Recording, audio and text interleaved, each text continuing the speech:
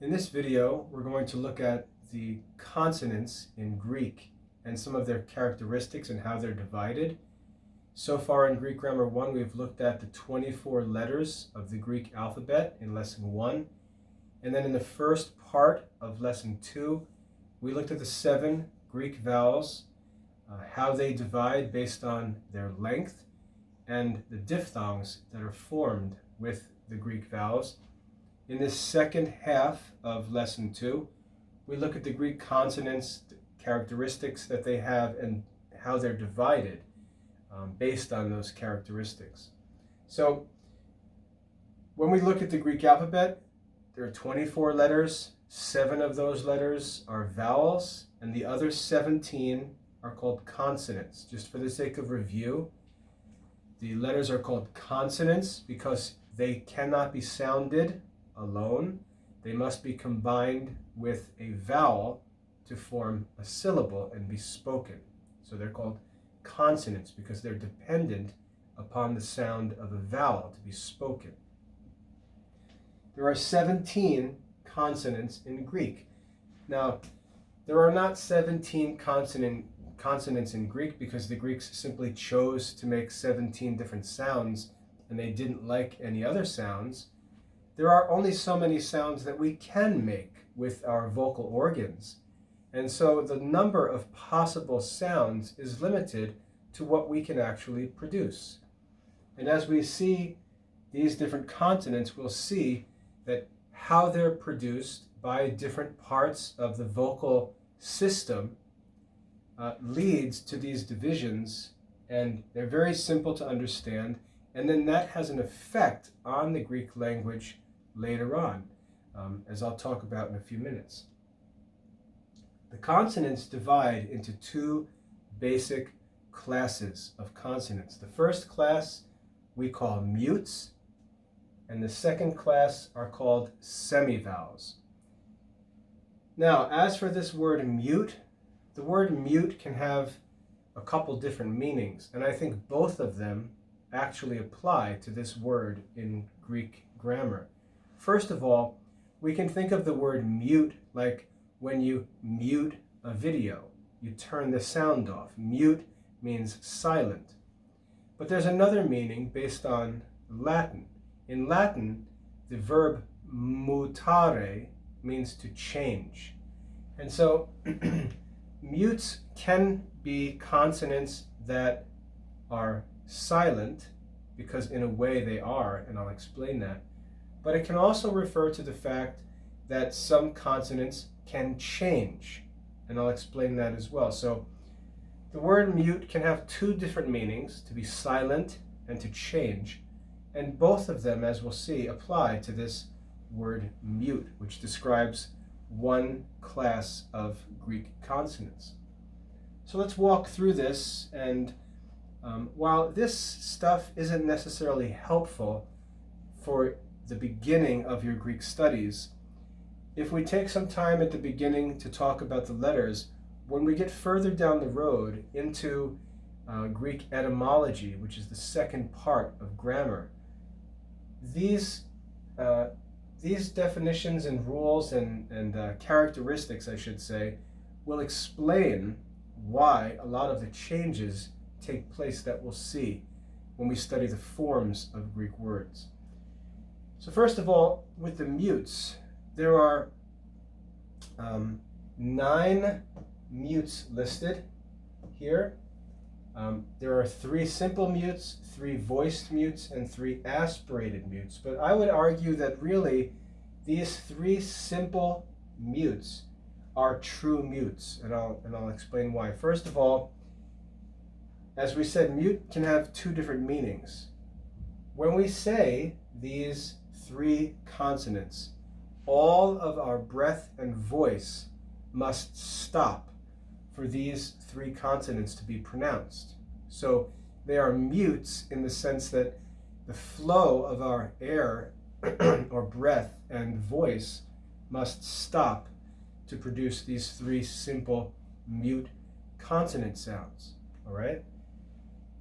The first one is the Greek letter P, P, P. And notice that above the P it says labials. And the reason why is because this letter, P, is made with the lips. That's what labials means. So the consonant sound P, P, is made with the lips. It's a simple mute and it's a labial sound. Okay, it's made with the lips and it's a simple mute sound. The second simple mute is kappa, kappa. Here it says gutturals because gutturals refers to the throat. If we think about the sound of kappa, and think about where that sound is made, we can feel that it's being made in our throat, and therefore it's called a guttural sound. And then lastly, tau is pronounced with the teeth.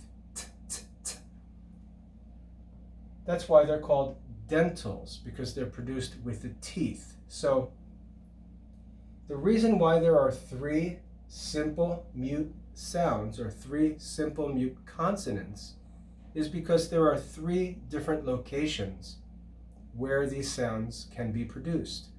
Labials with the lips, dentals with the teeth, and gutturals with the back in the throat.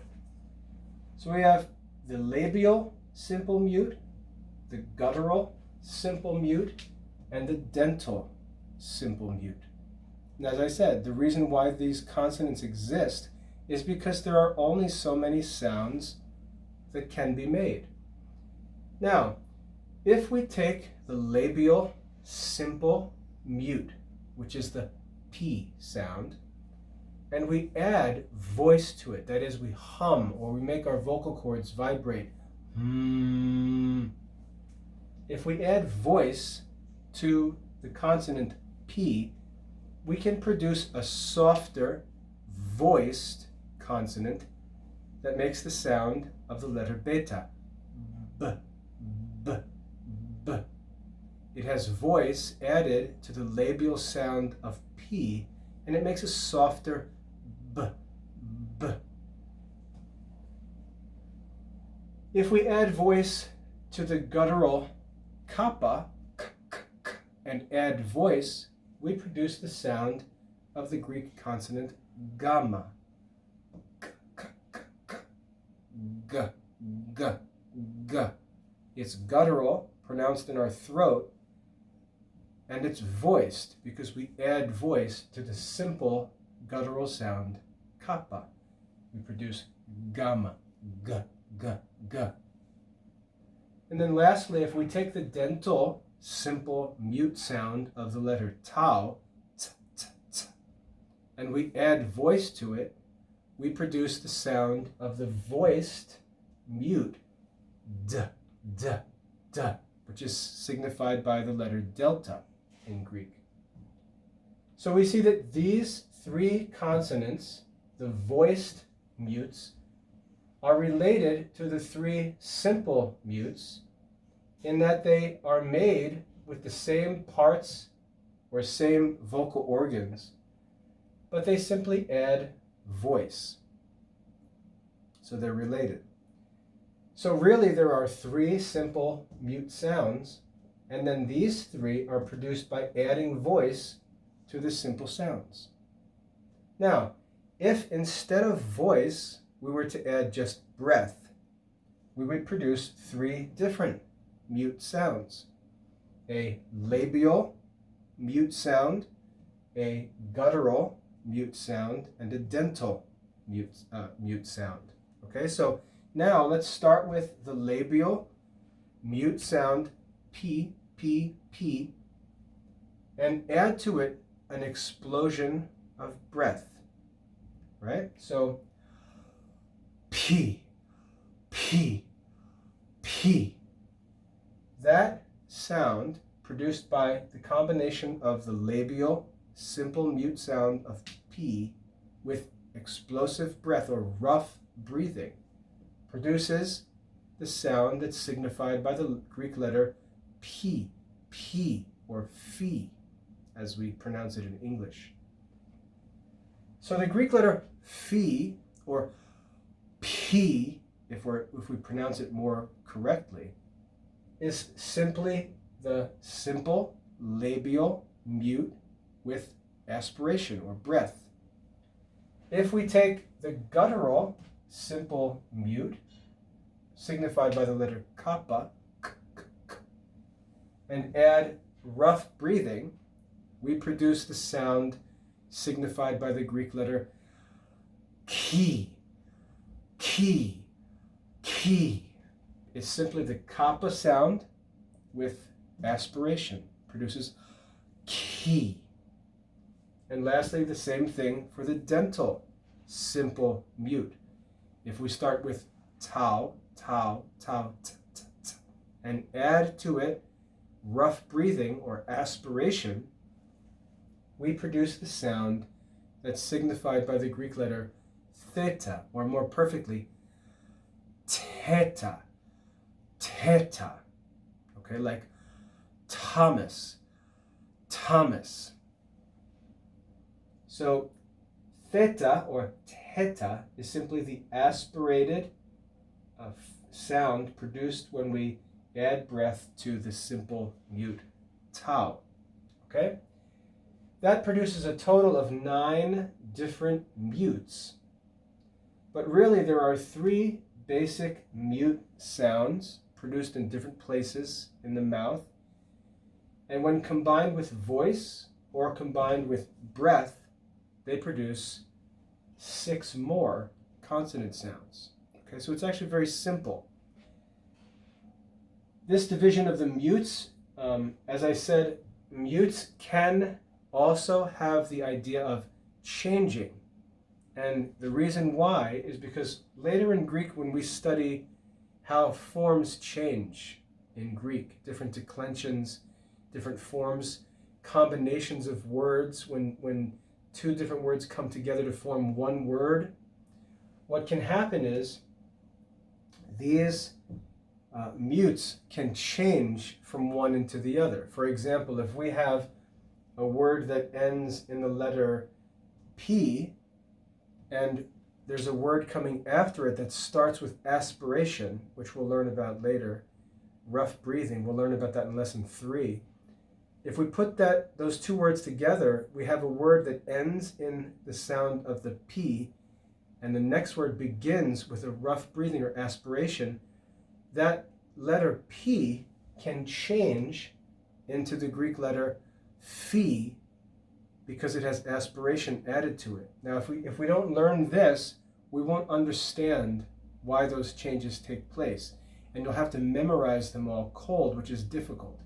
But if you understand the relationships between these different letters and that they're mutable or changeable, you'll understand why the changes take place based on the qualities and relationships between these changeable letters. Okay? So again, you're not going to understand all of that when you're just getting started with the alphabet, but it's important to know about this issue now so that later when we get to these forms, we'll be able to look back and remember this lesson and it will all make sense. That's also why when I teach the Greek alphabet, I don't just teach the English names for these letters. Like in English, this is often just called phi, and this is chi, and this is theta. But I take time to explain this more perfectly as p, and this more perfectly as ki, and this theta. Okay? So it's because these things are important later in our grammar studies. Now, moving on to the second class of consonants, these are called semivowels. And honestly, I don't know why they're called semivowels, because the word semi means half or part, and then vowels would obviously refer to vowels in the alphabet. So semivowels seems to mean almost vowels or partly vowels or half vowels. And the letters that are listed as semivowels in our lesson really, I don't think, meet the definition of what semivowels are. normally in language, and I'm saying that I may be wrong about this, so I'm not criticizing the textbook, because when I study in when I study an old textbook, if I find something in the textbook that I think is wrong, what I usually find is that there's an explanation for it, and it's not actually wrong. I'm just reading into it some new ideas or different ideas, and it's not actually wrong. So it's arrogant to say anything that doesn't agree with what I understand must be wrong, as if the authors are, unintelligent. So what I understand semivowels to be, just to clarify this, is two letters I can give in English, W and Y. The letter W is normally listed as a consonant, but it's like a vowel, because when we make the sound represented by the letter W, our voice can continue, and it's almost like a vowel. The letter W can almost be a vowel. It's semi-vowel. It's almost or partly a vowel.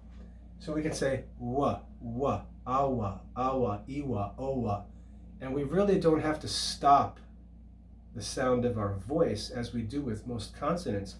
It's a sound that's almost a vowel. The same is true of the English letter Y. Aya, iya, eya, oya. That sound doesn't interrupt, doesn't stop the vowel sound or the vocal sound. And so these letters are normally referred to as semivowels. But our textbook, which is written by an old, wise Jesuit schoolmaster who I trust, lists all of these consonants under the name semivowel.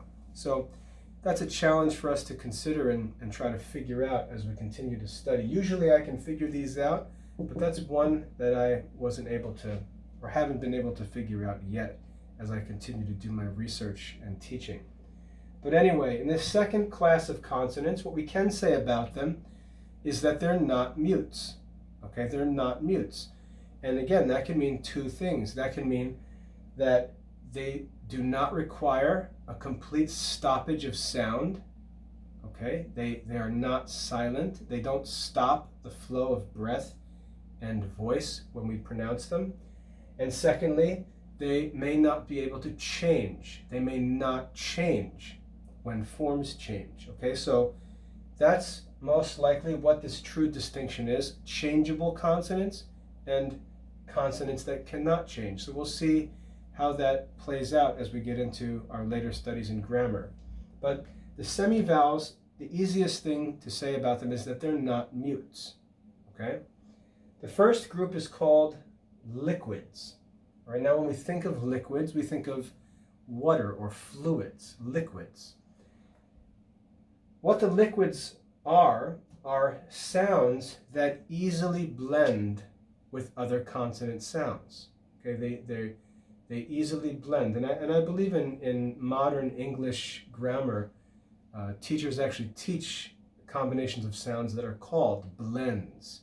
That's the idea that I believe is here in these liquid consonants. These are consonant sounds that easily blend with other consonants to form groups or compound consonant sounds.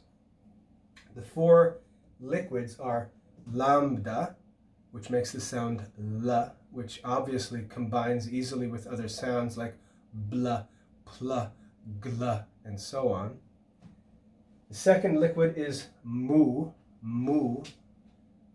which again easily blends with many letters like sm. Okay, blends easily with other consonants.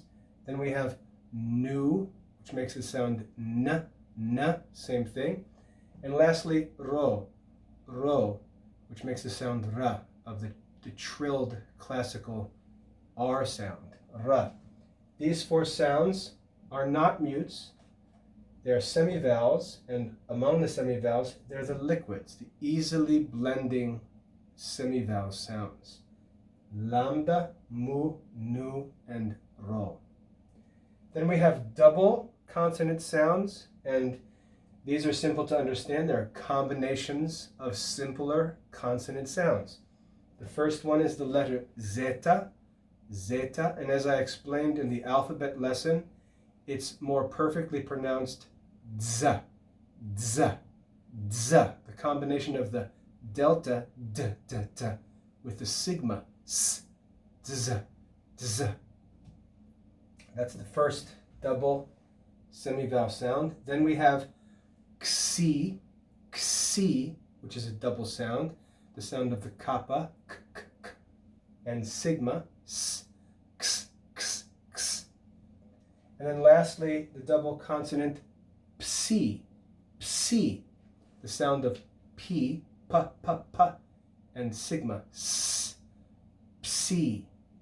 So these are three double consonant sounds that are signified by their own Greek letter. Zeta, xi, and psi. And then lastly we have the consonant sigma itself, sigma. So these 8 consonants are called semivowels. These 9 consonants are called mutes, and together they make up the 17 Greek consonants. What I want you to see here in this lesson is that the consonants aren't just random letters and sounds that people choose to use in a language. There's only so many sounds that we can make, and those sounds that we can make are signified by letters in a written language. And that's really that simple, okay? The last note to be made in this lesson is about what's called nasalization. Okay, nasalization. Nasal has to do with your nose. So it's sounding something with the nose. And if you think about the sound of the letter M or N, you'll notice that when you make the sound, your voice is stopped in your mouth by your lips or your tongue, and the sound goes up and actually comes out through your nose. And that's called a nasal sound. If you say n, n, n, you can feel the sound going up into your nose and coming out through your nose. So that's a nasal sound. And there's just one simple lesson here at the end of the lesson. And it's that for some reason, and again, this is another question that someone might investigate to understand the grammar better. But in Greek, when we find 2 gammas together, 2 gammas, they're sounded differently by adding nasalization, by adding the sound of the letter nu, n, by replacing the first gamma with a nu in the pronunciation. The spelling doesn't change, the pronunciation changes, okay? And I can give you 2 easy examples of this. First of all, a very easily known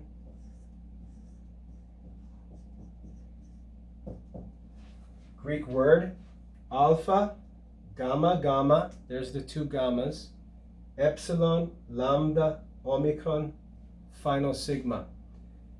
If we were to translate this into, or transliterate this, which means we just turn the letters from Greek into English letters, we would have A, G, G, E, L, O, S, agelos. And we would have no idea what that means. But this word is actually pronounced not as agelos, but the first gamma is pronounced like an N or a nu.